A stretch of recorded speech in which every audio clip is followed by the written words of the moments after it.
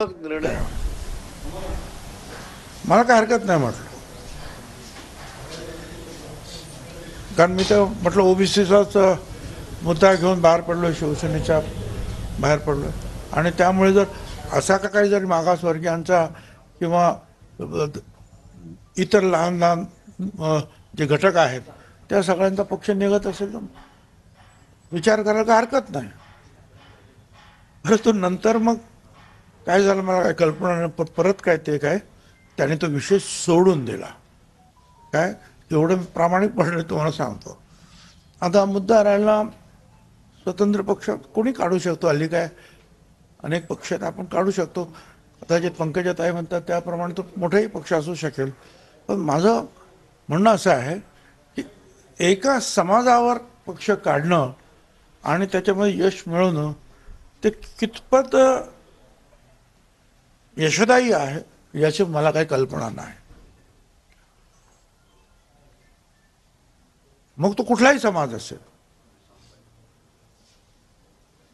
आपल्या पुढे अशी उदाहरणं आहेत की जी काही काही समाजांनी वेगवेगळ्या घटकांनी वेगवेगळे पक्ष काढले, कितपत चालले, कितपत त्यांना यश मिळालं त्याचा लेखाजोखा त्यांनी घ्यावा. पण त्यांनी काहीतरी अभ्यास केला असेल. पण त्यांनी ते म्हटलं म्हणून ते काय ताबडतोब काय पक्ष काढतील असं काय मला तर काय वाटत नाही. पण त्यांनी आपलं सांगितलं की त्यांच्या म्हणण्याचा अर्थ आपण असा घेऊया की स्वर्गीय मुंडे साहेबांना मानणारा वर्ग मोठा आहे, एवढंच याचा अर्थ आहे असं मला वाटतं. साहेब, राज ठाकरे आणि देवेंद्र फडणवीस यांची आज भेट झाली. आगामी मुंबई महापालिकेसंदर्भामध्ये ही भेट असल्याच्या चर्चा आहे. मला काही कल्पना नाही त्यांची भेट झाली की नाही हे सुद्धा काही मला माहिती नाही. परंतु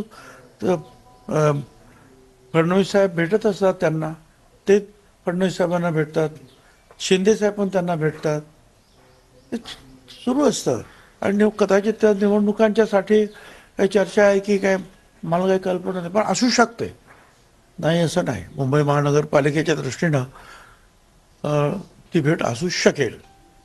साहेब, काल राजस्थानचे राज्यपाल हरिभाऊ बागडे नाशिकला होते. काल त्यांनी नाशिकमध्ये एक वक्तव्य केलेलं आहे की जी संविधानाची प्रत आहे त्या संविधानाच्या प्रतीमध्ये काही महापुरुषांचे फोटो होते, देवी देवतांचे फोटो होते, ते नंतर वगळण्यात आले. आता ते पुन्हा छापावे, कोण काय करते बघू, अशा स्वरूपाची भूमिका त्यांनी मांडली. आता मी ते वर्तमानपत्रामध्ये आता राज्यपाल महोदय आहे तर मी त्याच्यावर जास्त काय कॉमेंट करणं बरोबर नाही. परंतु हे मी पहिल्यांदाच ऐकलं. आता हे खरं आहे का खोटं आहे, त्यांच्याकडे ते असं कोणीतरी म्हटलेलं आहे की त्यांच्याकडे त्या संविधानाची प्रत आहे.